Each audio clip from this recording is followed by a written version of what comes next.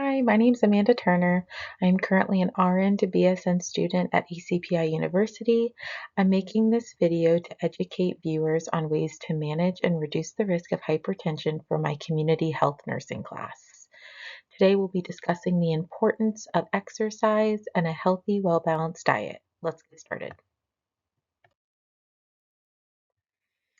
The goal of my presentation today is to educate the viewers about the different food groups, how much of each food group is appropriate in a healthy diet, and how much and what kind of exercise is beneficial for optimal health.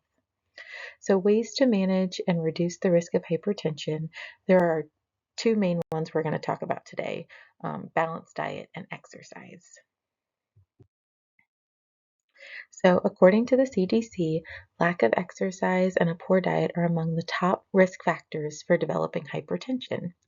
So, you may be thinking, do I have a poor diet, or what type of foods are a part of a healthy diet? Well, let's talk about it. So, your main food groups are going to be your vegetables, your fruits, your grains, proteins, dairy, fats and oils, and then there's added sugars. So in your vegetables, you're going to have carrots, spinach, broccoli, green beans, a lot of those, green vegetables that, we're used to eating. A lot of people know vegetables very well.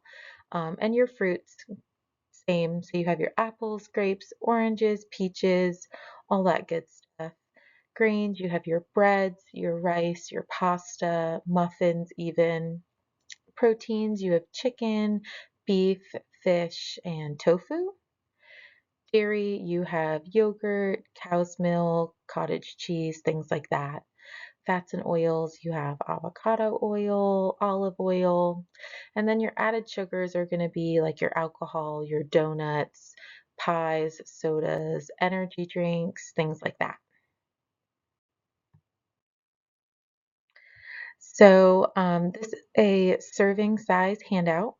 So in the following slides, we'll talk a lot about appropriate serving sizes for each food group. So please feel free to use this handout, and it can be a helpful tool to reading food labels. And as you can see under nutritional facts, it says serving size 2 to 3 cups. That's where you're going to find your serving sizes. So when we're talking about serving sizes in the following slides, you'll be able to look at foods in your pantry or at the grocery store to be able to fully understand what a serving size for a specific food is. So we have our vegetables. So these are going to be fresh, frozen, canned, or dried. It's going to include things kind of like we talked about, your carrots, spinach, broccolis, green beans, eggplants, peppers, all of those beautiful, very colorful foods you see on that slide on the left side. Um, so for a daily intake amount, the recommended amount is 2.5 cups. And so an example of your daily intake for the day could be 1 cup of carrots for lunch, or with lunch, and then 1.5 cups of broccoli with dinner. Moving on to our fruits, this is also going to be either fresh, frozen, canned, or dried. And that's again going to be like your apples, your grapes, your blueberries, your kiwis. Um, and the recommended daily amount is 2 cups of fruit per day.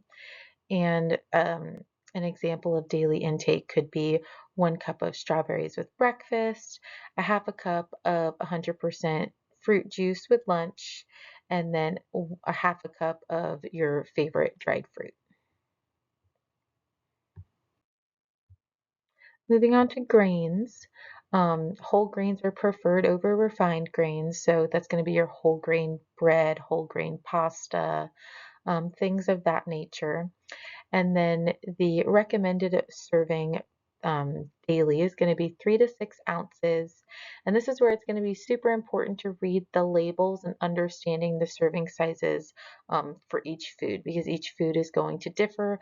For a loaf of bread, the serving size might be 2 slices of bread versus for like some rice or pasta, it might be um, half a cup or whatever that may be. So you want to make sure to really pay attention to the label of the food that you are picking. So a daily intake example would be 1 cup of cereal for breakfast, 2 slices of whole grain bread, and then 2 small tacos with a whole grain tortilla.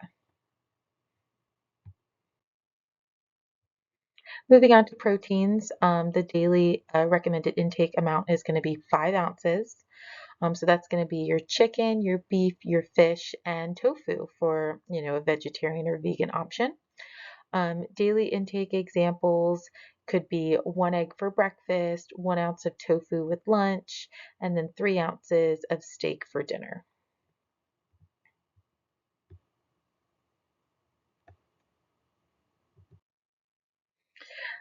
And then we have dairy. So this is going to be yogurt, cow's milk, cottage cheese, things like that. So the daily recommended intake amount is going to be about 3 servings or 3 cups of low fat to fat free dairy.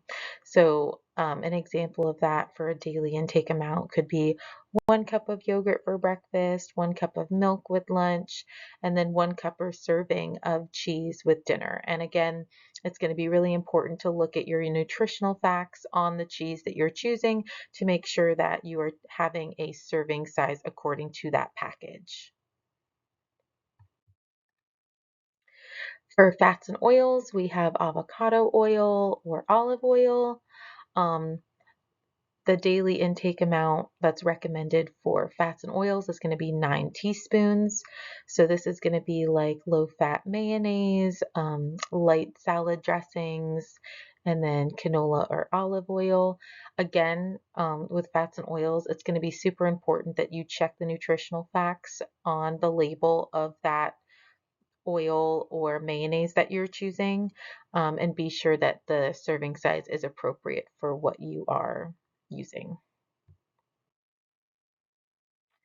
And then moving on to added sugars are not recommended as a part of a balanced diet.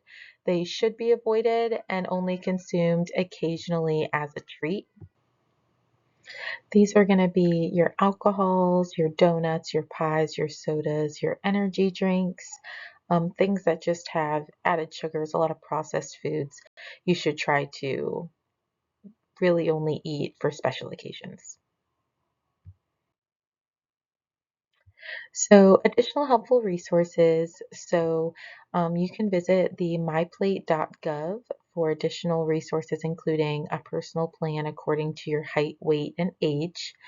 They also have a mobile app that you can track your food with and you can set goals. They also have quizzes that you can take to check your knowledge about healthy diet, and recipes that support healthy diet while also being budget friendly. So now moving on to exercises.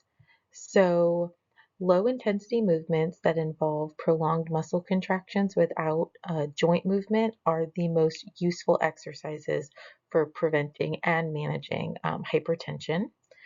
And the goal is to exercise a minimum of 3 times a week. So, for example, you would want to do 4 sets of wall sits that were lasting 20 seconds to 120 seconds 3 times a week.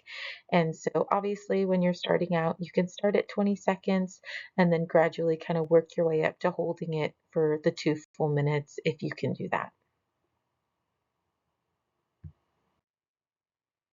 So let's see what you've learned. So thank you for watching my video. Please take a few minutes to complete the quiz that I emailed to you earlier today. Submit that quiz to me back through my email if you wouldn't mind. And please share any recommendations you have to improve this presentation and to get a better understanding for healthy food groups and exercise. Thank you so much.